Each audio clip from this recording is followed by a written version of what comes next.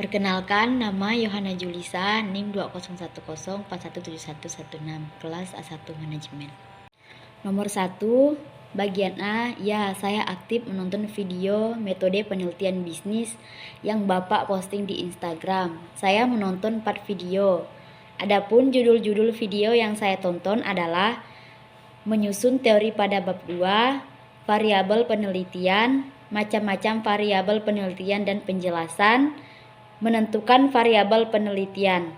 Bagian B, ya tentu saja saya berkomentar di video metode penelitian bisnis yang Bapak posting di Instagram. Saya memberi komentar pada 4 postingan metode penelitian di Instagram. Yang pertama, membuat bab 1 boleh di-copy asal dicantumkan referensinya dengan jelas dan digunakan tidak lebih plagiarisasi dari 20%. Selanjutnya menyusun bab 2. Yang pertama, pastikan outline-nya hanya daftar isi. Yang kedua, offline-nya harus dibuat dulu, setelah itu memilih teori. Dalam memilih teori, kita memilih yang tepat sesuai dengan keinginan kita, yang senada dan seirama dengan apa yang kita maksudkan. Dalam bab ini, teori terlebih dahulu baru ditafsirkan, setelah itu dianalisis dengan jelas, kemudian mendapat kita harus dari berbagai sumber yang kita cantumkan. Selanjutnya, variabel bebas atau independen adalah variabel yang mempengaruhi atau yang menjadi sebab perubahan dari adanya suatu variabel. Dependen atau terikat variabel bebas biasanya dinotasikan dengan X. Kemudian variabel terikat atau variabel dependen diartikan sebagai variabel yang dipengaruhi akibat adanya variabel bebas. Variabel ini biasanya dinotasikan dengan Y. Variabel dari suatu penelitian merupakan kegiatan menguji hipotesis atau kesimpulan atau dengan dugaan sementara, artinya menguji kecocokan antara teori dan fakta empiris yang ada dalam dunia nyata dan merupakan pengelompokan secara logis dari 2 atau lebih suatu atribut dari objek yang diteliti. Macam-macam variabel penelitian dan penjelasannya. Variabel yang mempengaruhi atau menjadi sebab atas terjadinya perubahan atau timbulnya variabel terikat adalah variabel independen. Variabel terikat adalah variabel yang dipengaruhi atau yang menjadi akibat karena adanya variabel bebas. Variabel moderator adalah sebuah tipe khusus variabel untuk menentukan apakah ia mempengaruhi hubungan antara variabel bebas, primer, dan terikat. Variabel terikat adalah variabel yang dipengaruhi atau yang menjadi akibat karena adanya variabel bebas. Variabel moderator adalah sebuah tipe khusus variabel untuk menentukan apakah ia dipengaruhi hubungan antara variabel bebas, primer, dan variabel terikat. Variabel intervening adalah uraian tentang variabel-variabel yang konkret.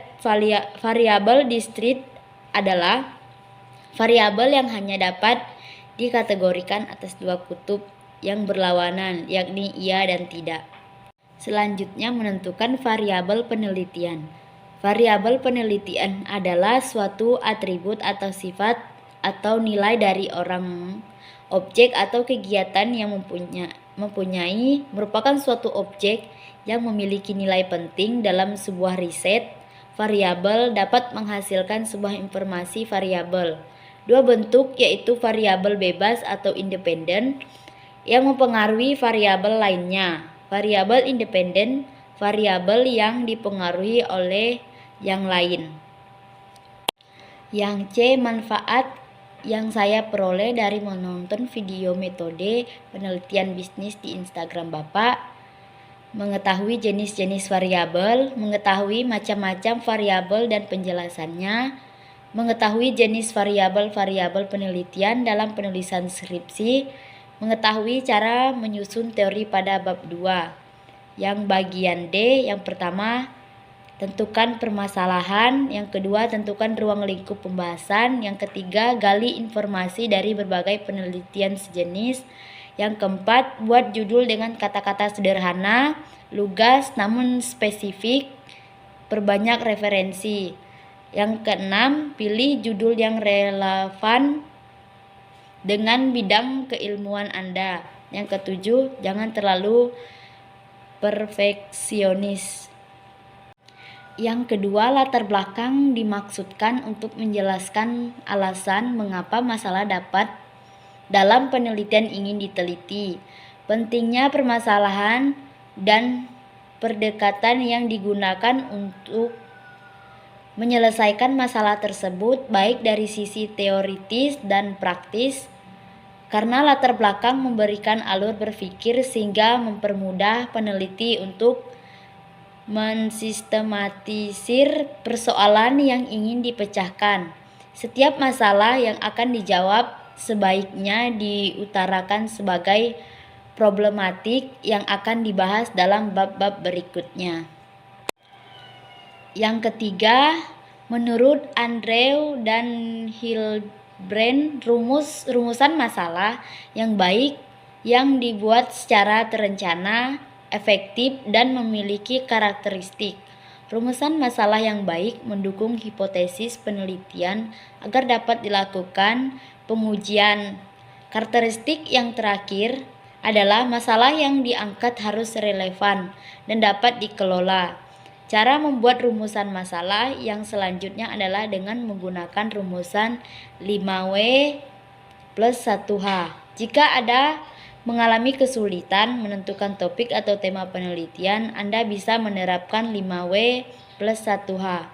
Caranya cukup membuat pertanyaan yang menarik sebanyak mungkin yang Anda minati. Yang keempat, secara umum, tujuan penelitian antara lain untuk memperoleh pengetahuan atau penemuan baru sebagai pembuktian atau penguji tentang kebenaran dari pengetahuan yang sudah ada, sebagai pengembangan pengetahuan suatu bidang keilmuan yang sudah ada.